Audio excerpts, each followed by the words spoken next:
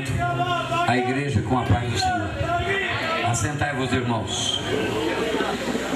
Eu estou realmente feliz pelo privilégio de poder estar aqui durante esses dias, conhecê-los, pelo privilégio também de pregar a vocês a palavra de Deus. É uma responsabilidade muito grande, mas nós agradecemos a Deus por esse privilégio. Agradeço ao pastor da igreja, pastor Paulo, por permitir que pudéssemos exercitar ou exercer a nossa função ministerial nesses dias aqui para com vocês. Muito obrigado, pastor, pelo carinho. Agradecemos também toda a direção, toda a diretoria do departamento de missão, que esteve durante todo o tempo contactando conosco para que pudéssemos vir aqui. Eu agradeço mesmo de coração, embora eu tenha uma pequena igreja na cidade de Blumenau, mas sempre estive pregando, ministrando aí pelo Brasil afora. E são os pastores, esses departamentos, que nos dão a oportunidade de exercitar esse ministério, né? Foi muito bom rever aqui os amigos de Deus, né? Do Rei. Rever aqui o Aparecido e conhecer o Elias, né? Foi bom. Vocês é que nos dão essa oportunidade da gente se rever, porque é assim mesmo, a gente não se encontra não, né? Às vezes demora. Quantos anos faz que nós não nos encontrávamos? O Brasil é muito grande, né? Eu fiquei feliz de saber que era vocês que estariam cantando aqui e de ouvi-los novamente. O Barone também, faz menos tempo, né? Faz aí uns... Muito obrigado pelo som, pelo trabalho de vocês aí. O irmão Moacir e a esposa, porque nos hospedou, né? Pela hospedagem ali em sua casa, toda a família.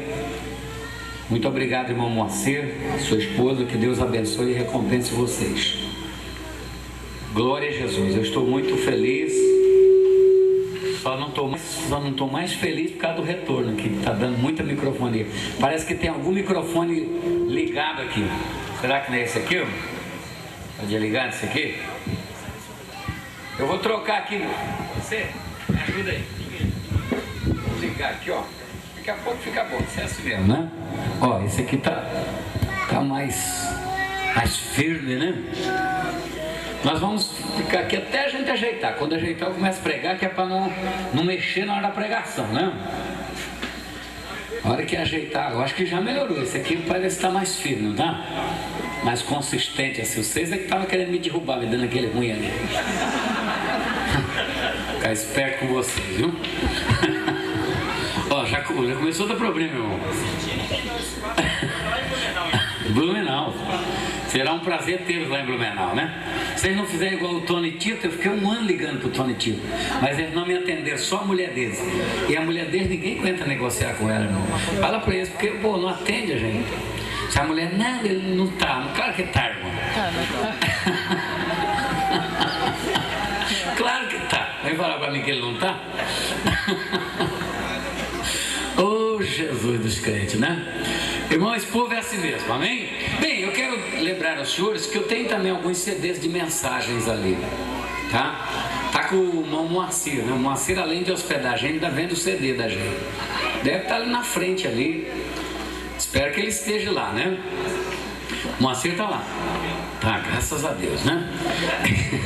Ele tá com os meus CDs. Eu tenho vários temas de mensagem. Não são muitos os que eu tenho ali. Eu acho que deve ter uns 5 ou 6 temas, porque eu tinha pouco, mas eu tenho vários. Mas ali eu só tenho 5 ou 6. Algumas mensagens que eu preguei pelo Brasil.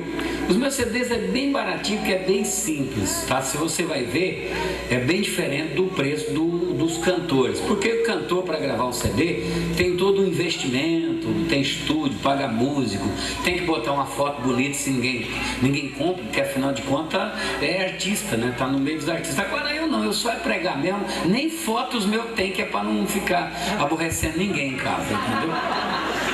Não interessa interessa a foto, o que interessa para vocês é a mensagem. Então não tem, né? Bota lá uma planta, um jardim assim, então, alguma coisa assim, você vai ver lá. E esses CDs são gravados ao vivo. Por exemplo, eu já liguei o computador ali, eu vou gravar essa mensagem de hoje. Se ela ficar boa, eu tenho um programa ali que dá uma ajeitada, dá uma melhorada, porque é mensagem, não tem que ficar enfeitando muito não. E a gente leva nos estúdios as mensagens, mas estraga, porque a gente fica colocando não sei o que ali, o povo quer ver a essência. Outro dia eu mandei uma para o estúdio, o técnico ligou: pastor, tem um choro do menino aqui, eu vou tirar. Eu falei: meu filho, a única pessoa que chorou nesse culto foi esse menino. Você quer tirar o choro do menino, meu Deus? Deixa o menino chorar. Ninguém chorou no culto, só o menino ele queria tirar, não. Deixa o choro do menino aí, que é para mostrar que tinha alguém chorando pelo menos, né? Aí ele: não, mas o choro do menino tá alto. Deixa o menino chorar, meu Deus do céu. Então deixou do jeito que estava lá o choro do menino. E o irmão outro dia falou: pastor, eu comprei esse CD só por causa do choro do menino. Falei: tá vendo? Se tivesse tirado o choro do menino, não vendia nenhum, mas tinha o choro do menino.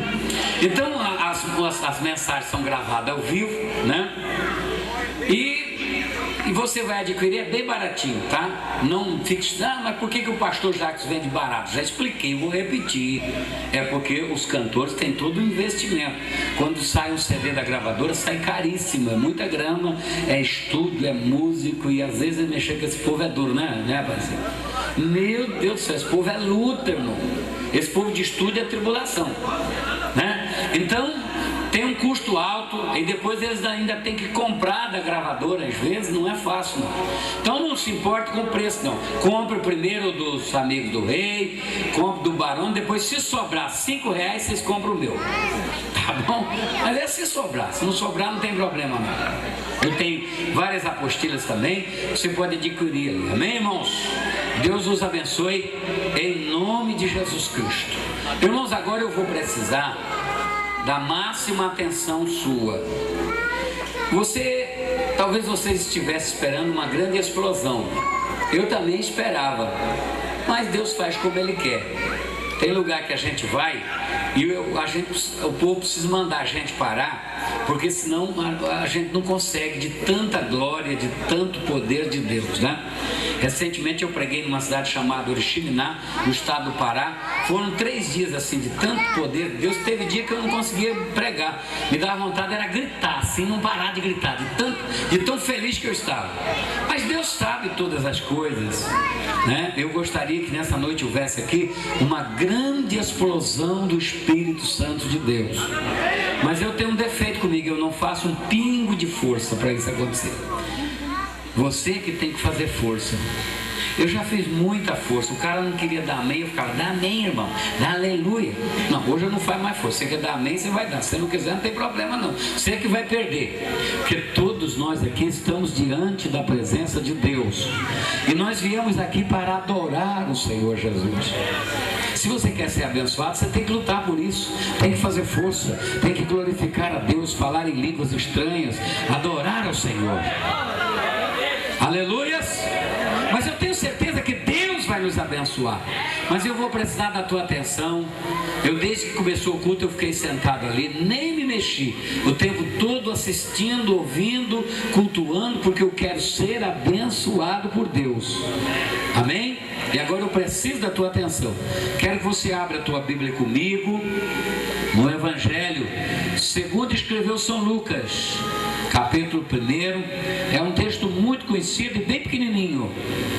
E eu vou pregar para você nesse texto nessa noite, baseado nesse texto. Olha, eu acredito que o som tá bom. Tá bom aí para vocês o som, irmão? Tá ótimo? Aqui para nós tá bom, pastor? O retorno não tá assim estridente, não? Porque eu gostaria que os técnicos, por bondade, deixassem assim, do jeito que está, porque às vezes a gente grita um pouco, levanta um tom de voz, e os técnicos às vezes ficam preocupados de trazer um som agradável, e às vezes abaixam na hora que a gente grita. Mas é importante que as pessoas ouçam a gente gritar, porque o Espírito Santo é fogo, e ele precisa de combustível. O combustível é a palavra.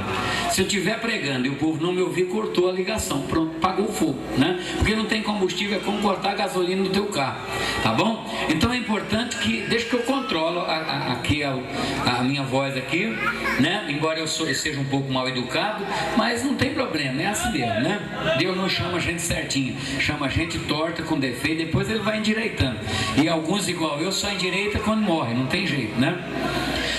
Capítulo 1 de São Lucas, versículo 37, diz assim: porque para Deus nada é impossível. Amém? É tão pequeno que você nem achou ainda, né? Vamos repetir comigo? Repita comigo agora. Porque para Deus nada é impossível. Mais alto agora. Porque para Deus nada é impossível. Assentai-vos. Meus amigos e irmãos, essas palavras foram palavras do anjo Gabriel. O anjo Gabriel é o anjo da anunciação, o anjo correio. Ele foi enviado para a terra várias vezes, com várias missões. Entre estas temos uma aqui.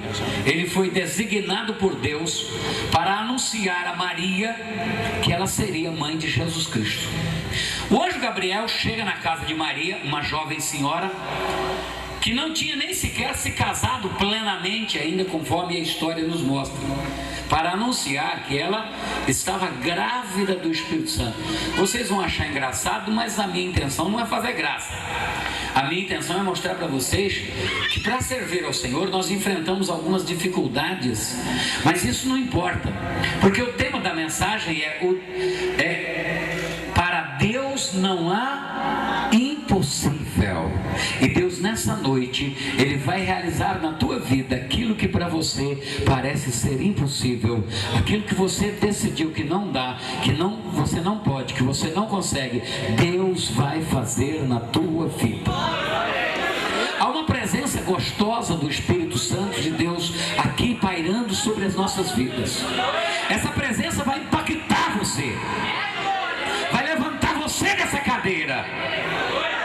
Eu quero que você levante a hora que sentir e glorifique a Deus em línguas estranhas, e glorifique a Deus, porque o impossível vai acontecer na tua vida. Gabriel chega na casa de Maria. Segundo alguns historiadores, Maria ainda não estava casada com José, porque eu vou dizer algumas coisas que não está na Bíblia, mas a tradição confirma, está registrado nos primeiros livros dos pais da igreja. Conta-nos a história que Maria era filha única. A mãe era estéril e demorou a gerar o primeiro filho, e ela orou muito pedindo a Deus que lhe desse um filho. E quando Deus lhe deu um filho do sexo feminino, a Maria, ela ficou tão encantada que ela devolveu aquele filho para Deus. Ela então levou Maria para servir a Deus lá no templo em Jerusalém, com outro grupo de moças que viviam lá. A história diz que desde que Isaías profetizou que Jesus seria filho de uma virgem, muitas moças faziam voto de castidade e ficavam nos templos, nas casas de orações, orando e servindo a Deus, aguardando a possibilidade de ser a mãe de Jesus Cristo. Esse não foi o fator que levou os pais de Maria levá-la para o templo, mas foi a felicidade de gerar um filho já depois de uma certa idade, e a mulher sendo considerada estéril. Bem, depois a mãe de Maria gerou outros filhos, é claro, mas ela foi a primeira. Diz a história, a tradição, que Maria esteve lá no templo até os 16 anos de idade. Aos 16 anos, os pais morreram e ela recebeu a notícia da morte dos pais. É claro que em épocas diferentes, mas eu estou resumindo por causa do tempo. E de modo que a notícia foi trazida por um parente próximo, que era o sacerdote Zacarias. Ela foi informada da morte dos pais, e com a notícia da morte dos pais, ela foi informada que ela deveria se casar, uma vez que era a filha mais velha, para manter o nome da família na história, manter o nome da família vivo, né? Para não apagar da história o nome da família. A Maria aceitou o casamento, até porque era uma imposição da tradição, da lei, e ela teria que se casar, mas na época era comum os pais escolheram os maridos, o futuro esposo da filha. E havia uma certa democracia, entre aspas. Então os pais apontavam o nome de 3 ou 4 e a moça optava por um daqueles nomes. E Zacarias, como era o parente mais próximo, coube-lhe a função de escolher o marido, o futuro marido da Maria. Ele trouxe 2 nomes. Ele disse para Maria: tem 2 pretendentes que querem se casar com você. Um chama-se Ágabo, os 2 são da Galileia. Agora, um chama-se Ágabo, é um cidadão muito rico, mora na Galileia. E tem um outro pretendente, chama José, é muito pobre. Aí você escolhe entre o rico ou o pobre, o Ágabo ou José. E não é que a Maria escolheu José, coisa de crente, né, irmão? A Bíblia diz para a gente não cobiçar coisas grandes, se acomodar e humilde. Mas quando Deus está no negócio, a bênção de Deus vem sobre a gente, né? A Maria escolheu o pobre, o José. A história diz que o José era viúva, sua primeira esposa havia falecido na cidade de Belém, e ele, desgostoso, mudou-se para Nazaré, trabalhando ali de carpinteiro. Era um profissional muito competente, mas o seu trabalho não era muito rentável na época.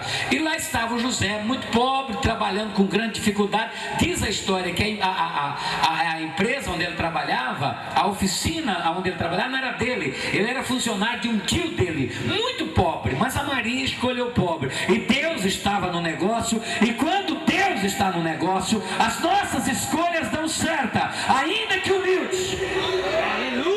A Maria acabou contraindo núpcia com José. Houve todo aquele cerimonial, a primeira fase do casamento, como se fosse o noivado nosso aqui no Brasil, não é? E depois então seria concluído. Foi entre a primeira fase, que nós poderíamos chamar de noivado, entre a primeira fase e a última fase do casamento, que o anjo Gabriel apareceu na casa da Maria com uma saudação diferente, dizendo: salve, graciada, você foi escolhida para ser a mãe do Redentor. Ela não entendeu nada. Salve, graciada, quem é o Senhor? Ele disse: eu sou Gabriel, que assisto diante de Deus, e eu fui enviado a dizer-te que você foi escolhida para ser a mãe do Filho de Deus. A Maria disse: como posso ser mãe? Eu sou virgem, eu ainda não me ajuntei com meu marido, apenas nós ficamos noivos, vamos nos casar em determinado tempo. Como eu posso ser mãe? Isso é impossível, isso foge toda a regra, vai ser difícil, ninguém acredita numa história dessa, isso não tem explicação. E o anjo disse: para Deus não há impossível, a sombra do Altíssimo te cobrirá, e você será cheia do Espírito Santo. Aleluia. E o anjo foi embora, desapareceu. E a Maria achou-se grávida do Espírito Santo, diz a minha tradição. Os senhores há de convir comigo que foi uma situação constrangedora. Imagine os senhores, uma moça não casada, cristã, temente a Deus, ou crente, ou judia, ou religiosa, servindo ao Senhor a vida toda no templo, de repente noiva, aparece grávida, morando numa cidade tão pequena, talvez um pouco menor do que o bairro aqui, como é que é? São Cristóvão, né? São Cristóvão, estou certo? Talvez um pouco menor que São Cristóvão, porque Nazaré era tão pequena, que a história não menciona o nome dela. O único lugar que tem Nazaré é na Bíblia. O historiador Josefo, que é contemporâneo de Jesus, que fez um relato da história das cidades da Galileia, não mencionou essa cidade chamada Nazaré, que nem cidade era, entendeu? Uma cidade talvez menor do que a vila de vocês aqui. É um lugar onde todo mundo conhece todo mundo e sabe da vida de todo mundo. Imagina os senhores, a Maria grávida, levantando de manhã para ir na padaria comprar pãezinhos. Aí encontra aquela dona Josefa, dona Francisquinha, fofoqueira lá da vila, que sabe tudo e conta tudo, e olha para ela e diz: minha filha, você está tão gordinha. Não, mas parece que está grávida. É que o anjo Gabriel teve lá em casa. Até hoje vocês dão risada, né, irmão? Agora vocês imaginem naquela época. Naquela época, você que quer servir ao Senhor, primeiramente você precisa acreditar que Deus é o Deus do impossível. Ele vai fazer coisa na tua vida que a vila vai ficar apavorada, como disse o Barone quando cantou aqui. Vão pensar que você enlouqueceu, perdeu o juízo, mudou demais, você não é mais o mesmo. A tua família vai te abandonar, alguém não vai te querer mais. Vai haver uma mudança tão radical na tua vida. Aleluia! Aleluia! Mas não te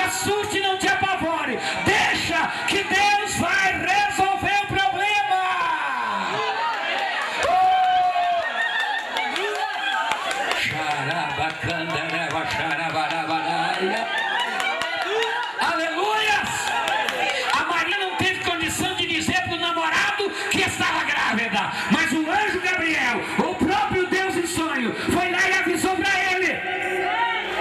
Aleluia, porque Deus não é Deus de confusão. Se Ele te meteu nesse negócio, Ele vai tirar. Se Ele fechou essa porta, Ele vai abrir. Se Ele botou você nessa, aleluia, Ele vai resolver. Se Ele te trouxe para cá, Ele tem uma resposta para você.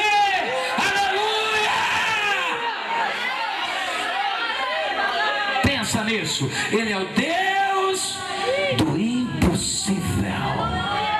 Eu vou citar algumas outras histórias na Bíblia, só para comprovar essa realidade, para você ter convicção, e depois eu vou orar para você, e Deus vai fazer o impossível na tua vida. Alguém tem alguma coisa impossível aqui que gostaria que Deus fizesse? Impossível de ser feita. Impossível. Impossível. Glória a Deus. Pois então, segura aí no teu banco, porque Deus vai fazer o impossível na tua vida. Amém, irmãos? Bem, temos uma outra história que eu admiro muito. Tem várias na Bíblia, mas eu vou começar lá no Gênesis. E eu até citei aqui, abordei aqui, a história do dilúvio. Eu fico horas pensando. Deus aparece para Noé e diz: Noé, faz uma arca de madeira de cetim, constrói uma arca, porque eu vou mandar um dilúvio sobre a terra. Eu quero que você constrói a arca com 300 côvados de comprimento, 50 de largura, por 30 de altura. Eu quero que você divida a arca em 3 compartimentos, bota três pesos. E aí, sabe o que você faz na arca? Você reúne todas as espécies de animais e coloca dentro dela com você 7 machos e 7 fêmeas, daqueles animais considerados limpos, ou seja, daqueles que servem para ser oferecidos em sacrifício para mim. Bota 7 machos e 7 fêmeas dos animais limpos. Dos animais que não servem para sacrifício, você coloca um macho e uma fêmea, 2 animais de cada espécie sobre a arca ou dentro da arca, porque eu vou mandar um grande dilúvio. Eu quero que você preserve as espécies animais. Além de você e a tua família, todas as espécies deverão entrar com você na arca. Eu imagino que o Noé, um sujeito inteligente, que Deus não chama gente ignorante, e quando é ignorante ele dá conhecimento. Deus, ele deve ter imaginado rapidamente, fez uma conta, ele deve ter pensado: meu Deus, 300 côvados de comprimento, 50 de largura, 30 de altura, vai dar coisa aí de 28 metros de largura, 14 de altura, talvez 132 metros de comprimento, 5 mil metros quadrados. Ele diz: Deus, se o Senhor quiser, eu dou uma aumentadinha na arca. Entendeu? Ele deve ter no mínimo imaginado: não vai caber todas as espécies de animais dentro dessa arca. Se o Senhor quiser, eu posso fazer com 400 côvados, 500 côvados. Sabe o que eu estou pregando, irmão? O problema não é Deus fazer o milagre. O problema é você aceitar Ele fazer o milagre do jeito que Ele quer fazer. Irmão, é muito comum a gente querer ensinar Deus a fazer o milagre. Isso acontece comigo. De vez em quando eu me pego orando: Senhor Jesus, faz assim, assim, assim, assim. Ele diz: por que você não deixou fazer do jeito que eu quero? Eu é que sei fazer, cara. Se você soubesse, por que você não faz, já que você sabe a fórmula? Entendeu? O problema não é Deus fazer o milagre, é você aceitar Ele fazer do jeito que Ele quer. Aleluia. Pastor, mas eu aprendi que tem que ser assim. E daí, irmão? Deus não está limitado a regras. Deus não tem padrão. Deus não está preso ao sistema. Deus não está preso à ideologia. Deus não vai pela lógica. Deus faz do jeito que Ele quer fazer. Aleluia. My job is take as de manabaraia. Aleluia. Noé é 300 côvados de comprimento, é 50 de largura, é 30 de altura e ponto final. E o Noé faz. E depois o Noé coloca todos aqueles animais na arca. Imagine que foi uma loucura. Todas as espécies existentes no planeta. Há muitos anos atrás, uma professora de História e Matemática de Curitiba resolveu provar que isso era a pior mentira da história. Eu me lembro que ela construiu, saiu na história aquela época, ela construiu em Curitiba, num local lá, uma arca de isopor do tamanho da de Noé. E ela catalogou num computador todas as espécies existentes no planeta e chegou à conclusão que não cabia 1% 1% na tal arca de Noé.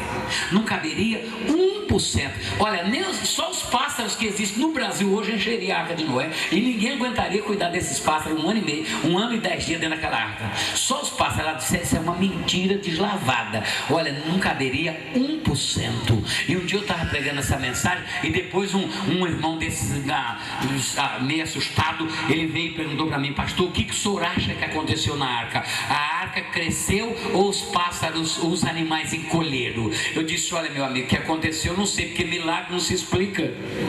Milagre não tem explicação. Se encolhe, estica, se aumenta, se diminui, se fica branco, se fica escuro, se envelhece, se fica novo. Milagre não se explica. Aleluias. Deus faz milagre. Ele cura o câncer nessa noite e o médico analisa, examina, fica doido dizendo, eu não entendi nada. E não tem como entender, meu amigo, não tem como entender. Ele cura a esquizofrenia, o médico tira, aleluia, faz o diagnóstico do cérebro, está zeradinho.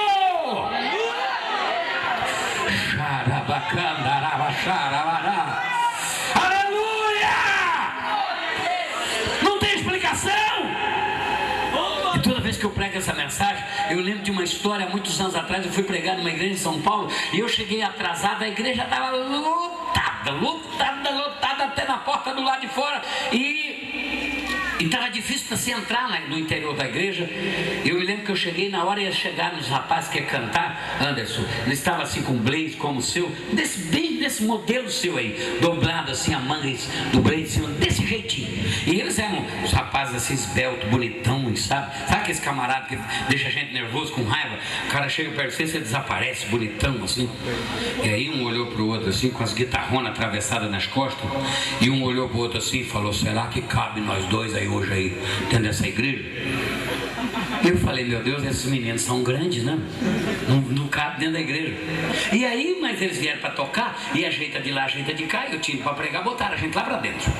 Irmãos, e Jesus desceu poder naquela noite. E não é que batizou os dois bonitões com o Espírito Santo? Irmão, eles começaram a pular e a falar em língua estranha, e pararam de pular e deitaram no chão e saíram rolando. E se enfiaram debaixo de um banco abraçado. Eu fui lá e falei, ei, bonitões, vocês não cabiam dentro da igreja, cara, agora cabe até debaixo do banco. Os dois que não cabiam de dentro da igreja, não couberam debaixo do banco apertadinho assim, suado, chorando e falando em línguas. O fogo de Deus queima, irmão, tira mágoa, tira água, entendeu? Desapareceu, só ficou Jesus na